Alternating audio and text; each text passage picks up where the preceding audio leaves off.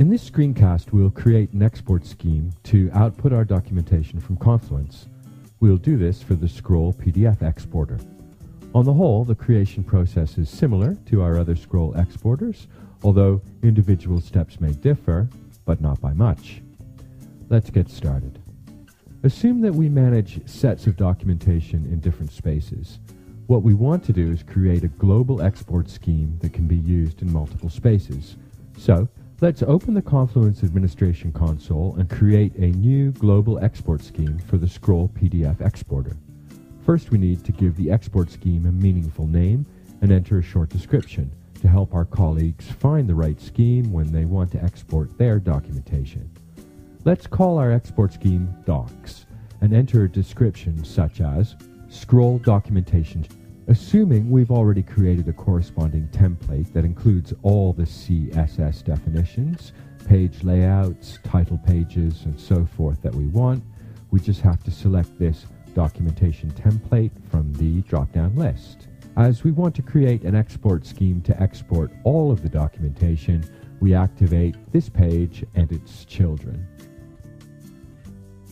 In this tab, we can define how to export multiple Confluence macros, such as the table of contents macro, the children macro, or the section column macro. There are a number of other options besides. For now, we'll use the default settings. Let's take a look at the next tab. Here we can define how to output table and figure captions. As we want to output figure and table captions before their associated elements, we choose the corresponding checkboxes. Let's now turn to the linking options.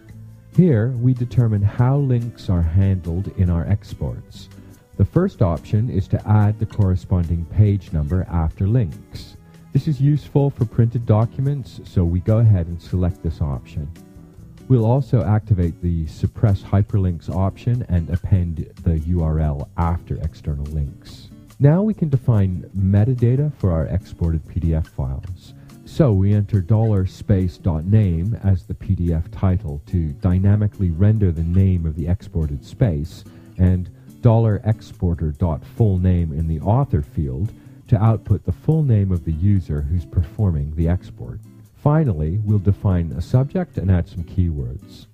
In the last step, we may decide only to export pages that are in the final ad hoc workflows status. Of course, this applies only to those of you using the Ad Hoc Workflows plugin. Let's assume we are not using this plugin and leave this checkbox as it is. So, now we've created our first export scheme, which we can now use to simply export our Confluence content. Let's go back to our documentation space. We open the root page from which we want to export and click Tools, Export to PDF. To make things clear, I've deactivated all the default export schemes. Here, only our documentation export scheme is shown. We double-click the export scheme and our export starts right away, delivering beautifully styled PDFs.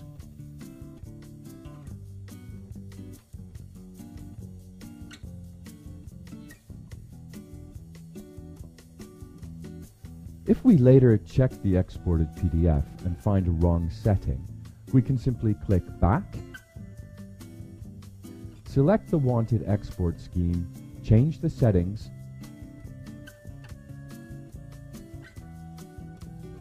export the content, and save the changes directly.